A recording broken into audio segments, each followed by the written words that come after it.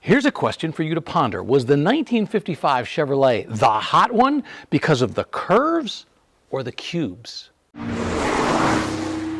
Hi there, Rick DeBrule here once again at the Martin Auto Museum in Phoenix. A great collection, more than 170 cars that fully span the automotive spectrum, from some of the very first automobiles ever to hit the streets to some very modern and exotic stuff. We've got a Ferrari, a mid-engine Corvette, but few of the cars we have are more important than this car right here, this 1955 Chevrolet, in this case, a 210 model. We'll talk more about this in just a moment, but first, I want to make sure you like and subscribe, and in the comments down below, let me know what I got wrong, because there's always something I get wrong and what I got right. And more importantly, I want to hear your stories about your experiences with a 1955 Chevrolet. Now, before we talk too much about this particular car, let's talk about what was going on after World War II with Chevrolet. In 1949, Chevrolet debuted a new body design. It was the first major visual update since before World War II.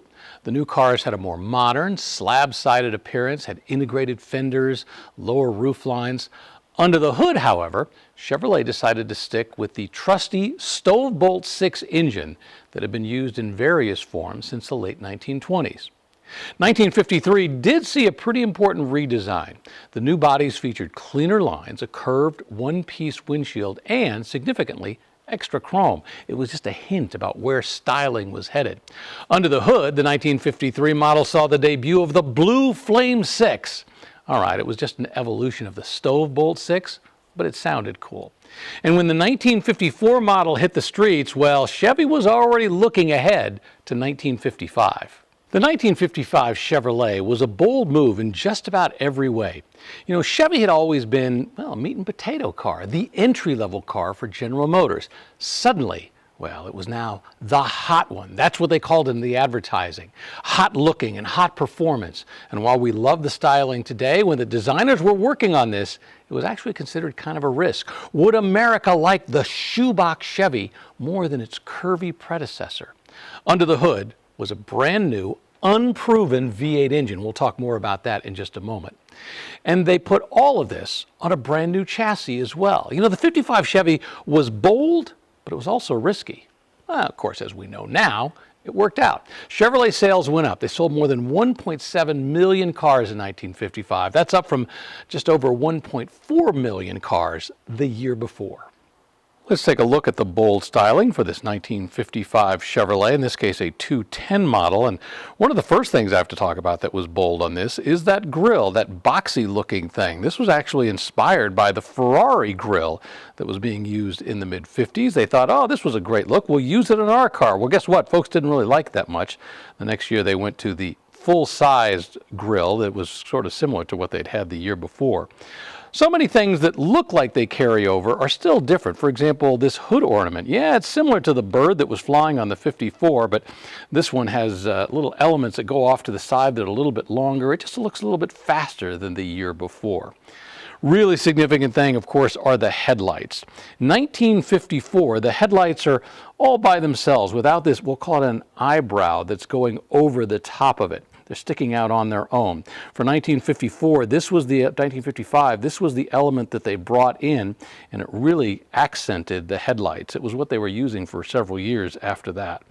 You'll notice that it still has a bit of an indentation, a bit of a dip between the fender and the hood, but it's not nearly as much as they had before in 1954. Also, the hood is not quite as rounded. Once again, they're beginning to square off the styling.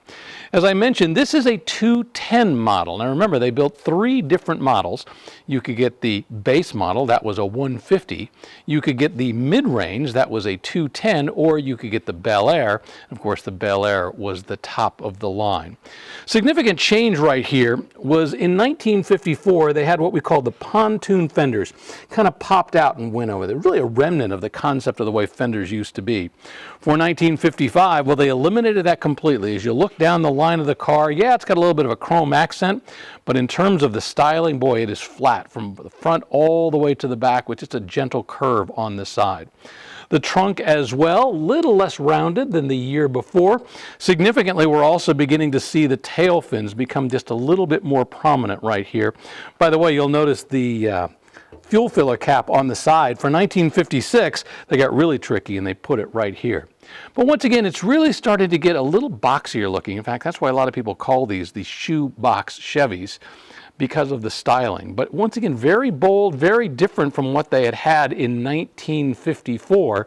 And yes, it was a bold change, but it was a very successful change. This led to the beginning of the Tri-5 series, the 55, 56, and 57. All right, let's take a look under the hood of the 1955 Chevrolet we have here at the museum. And our particular car actually is missing its original engine, probably that 265 cubic inch V8. It's been replaced with a newer 350 cubic inch engine. But there is a very important connection to be made between those two motors. First, a little bit of background. 1955, of course, saw the debut of the hot one, Chevy's small block overhead valve V8. Technically, this wasn't Chevy's first V8. That was back in 1917, but it only lasted for 2 years. For the new V8, Chevy considered a couple of other concepts that were already being used in the GM world, but they decided to say no. And by the time Chevrolet engineer Ed Cole and his crew decided to build their own engine, the team had just 15 weeks to finish the job. But the result, I have to say, was pretty amazing. Just about everything was better on that new V8. It was easier to produce. It was easier to maintain. It used a cast iron block, pushrod operated valves, hydraulic lifters. And while both Plymouth and Ford already had V8s, Chevy's engine was smaller and more efficient. And significantly, it also had more power. The engine really established a foundation for an entire generation of Chevy small block V8s. In fact, this 350 cubic inch engine is an evolutionary successor to that 265 cubic inch that debuted back in 1955.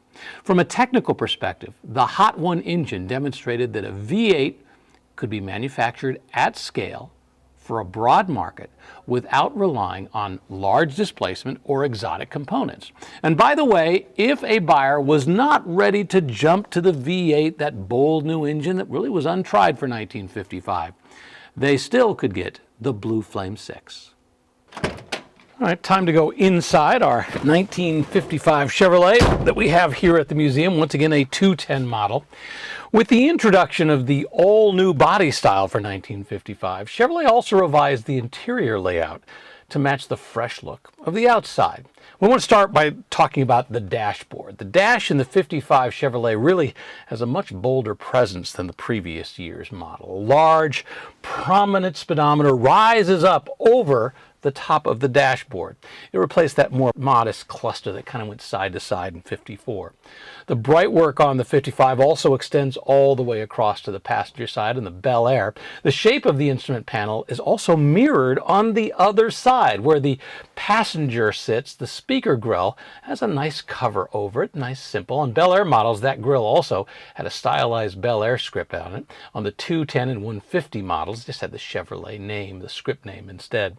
And by the way, this layout was about more than just style. It also made it easier to convert the dashboard for right-hand drive export models. Think about that down in Australia. In terms of color, well, the 1955, you had a whole variety of interior choices. A lot more two-tone combinations because that was the style back then. Ventilation also improved. The air intake at the base of the windshield worked with the car's aerodynamics to draw in outside air, feeding it to the vents on both sides of the car, the inside. It's also worth noting that certain interior features were specific to particular body styles within each trim level. For example, the Bel Air convertible and the 210 Delray Club Coupe each had a unique upholstery and material combinations.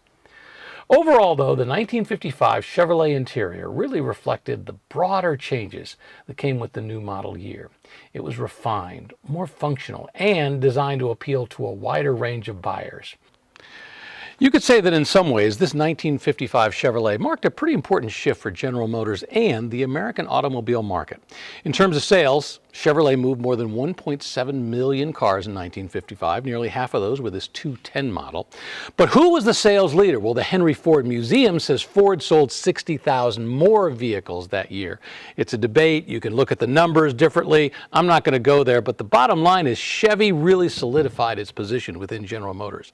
A combination of this great styling, this clean lines, the integrated fenders, the more squared off shape that replaced the rounded form. It really laid the foundation for what was going to happen at Chevrolet for the next 2 years, the 1956 and of course that iconic 1957 Chevrolet. And of course the hot one, the V8 engine, that small block underneath the hood, that really set the tone for the entire automotive industry. The concept of having enough performance to appeal to a wider range of buyers, man, other car companies took note, and soon small blocks, well, they were all over the U.S. landscape. And for General Motors, the success of the 1955 Chevy really reinforced its strategy of combining accessible pricing with engineering upgrades and stylish design. Now let's go back to that original question. Was it the curves or the cubes that made this car the hot one? Was it that engine or was it the styling? Well, for me, the answer is easy. Yes.